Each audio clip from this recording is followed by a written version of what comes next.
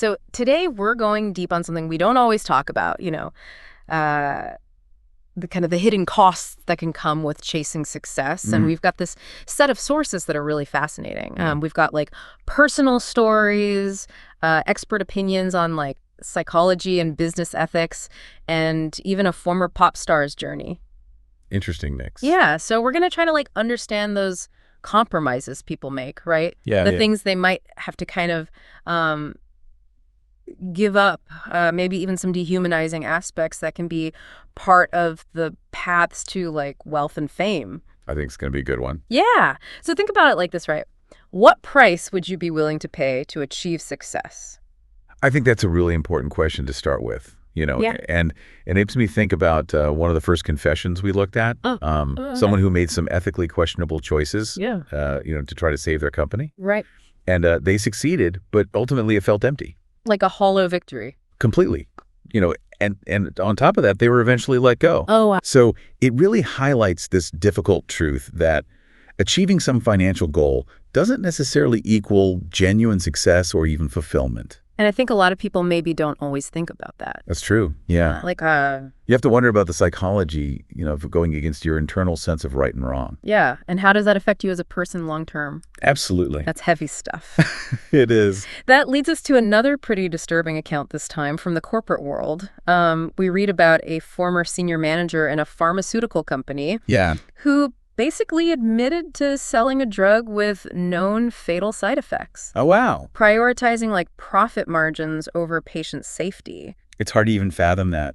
It's crazy. And I think what's really striking is how human consequences can become so abstract when you're laser focused on financial targets. Absolutely. It becomes easy to detach. Yeah. And sometimes it takes a direct human impact to really shake that. Yeah. Like in this case, this person got an email from a grieving parent. Oh, God. And that really hit them hard. I bet. It makes you think about the bigger picture. And our expert on business ethics brought up something pretty concerning. There was a study by MIT in 2023 that found 68% of top managers said they'd engage in unethical deals if they thought they could get away with it. So 3/4. Yeah, it's a huge number. That's a lot of people. It really is, and it raises questions about the pressures and the cultures within some of these organizations. Yeah, it really makes you think about the systems in place. For sure. That kind of allow that. Absolutely. So it's not just the corporate world that has these issues. We also looked at the case of a former pop star, right? Yeah, a fascinating story. Really interesting. She basically sold her music copyrights on her way to fame. Wow. But then she lost the ability to even sing her own songs. So she was huge, but she couldn't sing her own music. Yeah. That's heartbreaking. Totally. And she even said she felt like a slave to success. Wow. And it really highlights how industries that profit off of talent can sometimes end up really exploiting that talent. I mean, it makes sense, though, right? Like if you're young and you want to make it so bad, you might be willing to sign anything. Exactly. And that's what that anonymous music producer we read about said, too. Oh, right. He was saying how young artists are especially vulnerable to manipulation, right? Like they get lured in with these promises of stardom, but they end up losing control of the creative work. That's tough. It's really sad because it's like the very thing that gives them joy and identity gets commodified and taken away. Yeah, for profit. All of these stories kind of point to a phrase that one of our sources used, capitalism's dark alchemy.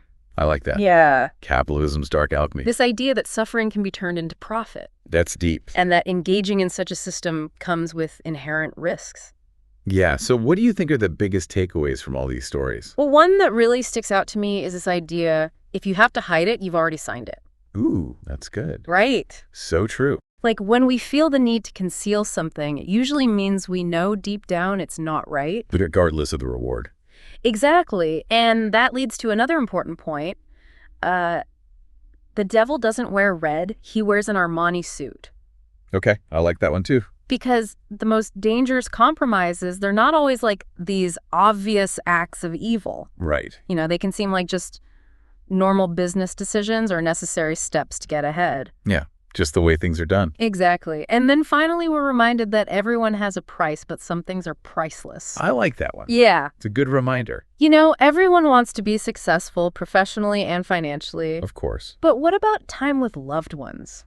Yeah. Your health, your peace of mind. Those are the things you can't buy back. It's no matter how much money you make. It's true. And it kind of leads to this final thought, right? Like, maybe the biggest trick the devil plays is that it's not always about your soul. Okay. It's about your time, Your time. those years of your life. When you're constantly trading those years for money or status, you're essentially signing a check that's written with your own time. That's powerful imagery. And there was this one quote that really resonated with that idea. It said, it's easy to be honest when you're poor. The real test is whether you stay honest when you can steal without consequences. Makes you think. Yeah, it's about examining our values, not just when it's easy, but when we're faced with that temptation to compromise. When the stakes are high. Exactly. And it's not always easy to know the right answer, but I think it's important to at least ask ourselves the question. I agree. So after all of this, what do you think? Well, what unspoken checks are you writing with your time and your energy? That's a good question. Yeah, I think it's something for all of us to really consider after this deep dive. Absolutely. Thanks for joining us. That's a good one. Yeah, it was pretty intense. It was. But important. Yeah. Until next time. See?